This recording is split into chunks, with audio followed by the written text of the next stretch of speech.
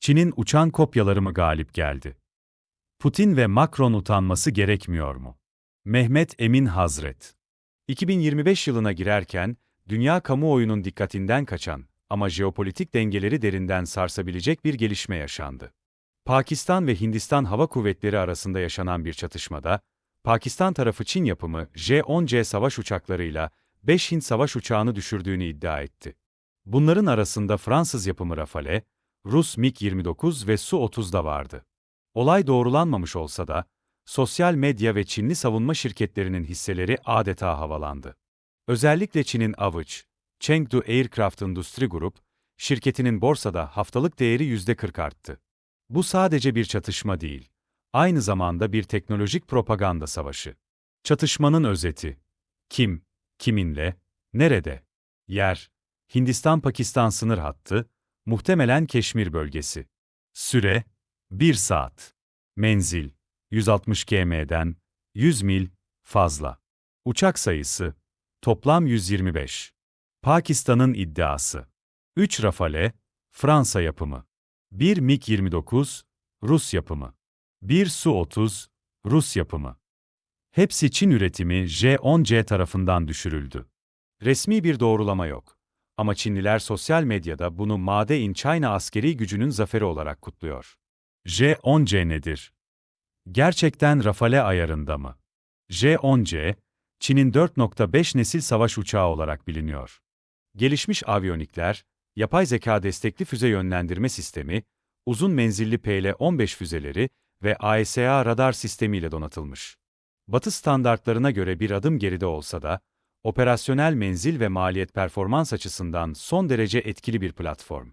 Stockholm Uluslararası Barış Araştırmaları Enstitüsü verilerine göre, Pakistan'ın son 5 yıldaki savunma ithalatının %81'i Çin'den. Ayrıca, Pakistan'da üretilen birçok silah Çin teknolojisiyle geliştiriliyor. Bu başarı kimin için yenilgi? Bu olayda kaybeden taraf sadece Hindistan değil.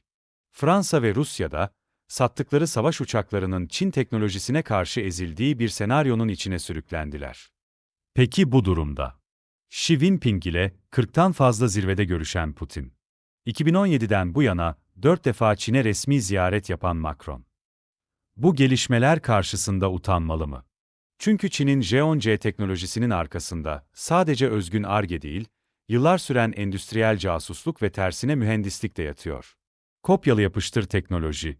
Çin'in askeri modeli. Çin, F-35'ten Su-57'ye kadar batılı ve Rus platformlardan sayısız teknolojiyi kopyaladı. Sızan veriler, siber saldırılar ve lisanssız üretimlerle birçok platformu birebir ya da hibrit model olarak inşa etti. Şimdi bu sistemleri diplomatik olarak desteklediği ülkelerde başarıyla kullandırıyor. Pakistan, İran, Myanmar. Bu noktada Putin ve Macron'un sessizliği, yalnızca askeri değil, ahlaki bir zafiyet sorunudur. Yeni Soğuk Savaş'ın uçuş hattı. Çin, savaş uçağı ihraç eden bir ülke olmanın ötesine geçti. Artık, savaş kazandıran teknolojilerin sağlayıcısı olarak konumlanmak istiyor. Bu, sadece Hindistan'a ya da Batı'ya karşı değil, kendi uluslararası liderlik vizyonu açısından stratejik bir adımdır. Ve Batı'nın sessizliği, bugün J-10C üzerinden yazılan bu yeni dönemin ilk utanç vesikası olabilir. Düşüncelerinizi yorumlara yazın. Sizce bu bir dönüm noktası mı? Videoyu paylaşarak daha fazla kişiye ulaşmasına destek olun. Yeni analizler için abone olmayı ve bildirimleri açmayı unutmayın.